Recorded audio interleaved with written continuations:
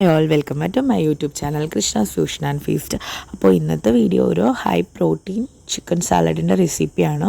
അപ്പോൾ ഒരു 45 ഗ്രാമോളം പ്രോട്ടീനും അതുപോലെ തന്നെ ഹൈ ഫൈബറും ലോ കാർബോമായിട്ടുള്ളൊരു ചിക്കൻ സാലഡിൻ്റെ റെസിപ്പി വീഡിയോ ആണ് ഇന്നത്തേത്.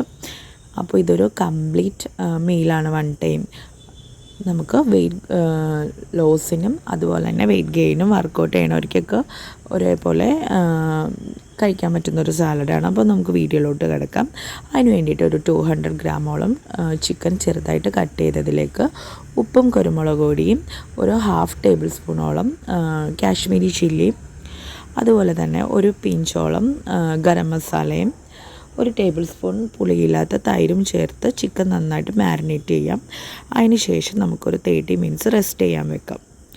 അപ്പോൾ നമുക്ക് സാലഡിന് വേണ്ടിയുള്ള വെജിറ്റബിൾസ് ഇതെല്ലാമാണ്. അപ്പോൾ ഇത് ഓരോന്നായിട്ട് കട്ട് ചെയ്തെടുക്കാം. ഒരു കുക്കുംബർ ചെറുതായിട്ട് സ്ട്രെയിറ്റ് ആയിട്ട് കനം കുറച്ച് ഇതുപോലെ കട്ട് ചെയ്തെടുക്കാം.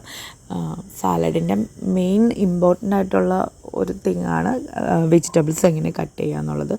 അപ്പോൾ എല്ലാവരും ഒരേ ലെങ്ത്തിലും ഒരേ തിക്നെസ്സിലും ഇതുപോലെ കട്ട് ചെയ്തെടുക്കാം.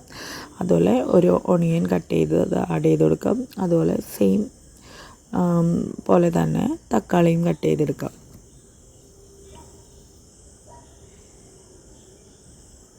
അതിന് ശേഷം ഞാൻ ഇന്നെടുത്തേക്കണത് ക്യാബേജ്, ഒരു വയലറ്റ് ക്യാബേജാണ്. അപ്പോൾ ഇത് ഒരു വളരെ കുറച്ച് മാത്രമേ എടുക്കുന്നുള്ളൂ cabbage.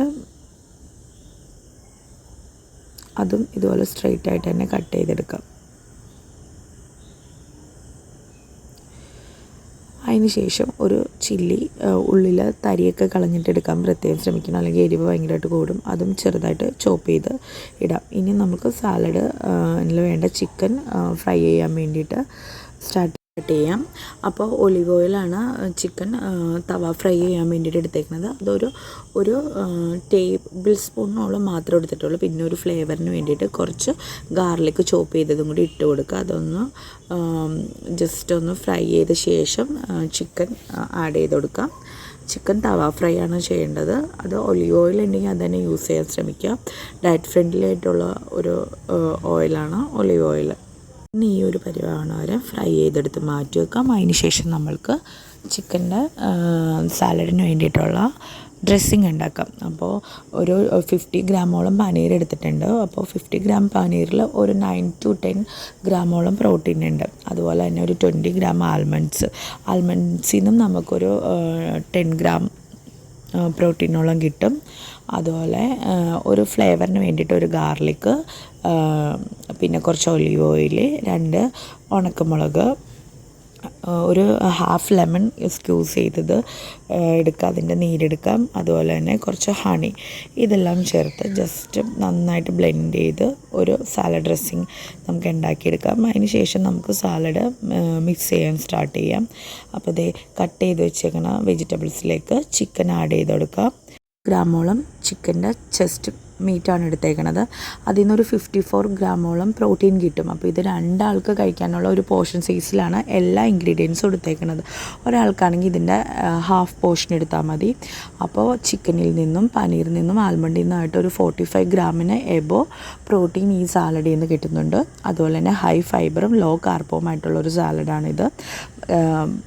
Very healthy and very tasty ആയിട്ടുള്ളൊരു സാലഡാണ്. നമുക്ക് ഈസി ആയിട്ട് പ്രിപ്പയർ ചെയ്യാൻ പറ്റുന്ന ഒരു സാലഡാണ്. ഒരു കംപ്ലീറ്റ് മീലാണ്, വൺ ടൈം മീല്. അപ്പോൾ ഇടയ്ക്കൊക്കെ നമ്മളുടെ ഫുഡിൽ അല്ലെങ്കിൽ ദിവസത്തിൽ ഒരു പ്രാവശ്യമെങ്കിലും ഇതുപോലെ സാലഡ് ആഡ് ചെയ്യണത് നമ്മുടെ ഹെൽത്തിന് ഒത്തിരി നല്ലതായിരിക്കും.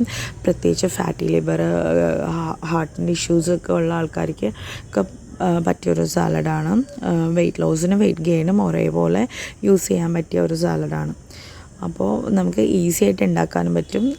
സാലഡ് ചില ആൾക്കാർക്കൊക്കെ മടുപ്പുള്ളൊരു ഫുഡാണ്, പക്ഷേ ഇത് അത്രയും ടേസ്റ്റിയാണ്. ട്രൈ ചെയ്ത് നോക്കണം. വീഡിയോ ഇഷ്ടപ്പെട്ടാൽ ഷെയർ ചെയ്യാനും സബ്സ്ക്രൈബ് ചെയ്യാനും മറക്കരുത്. Thank you for watching me.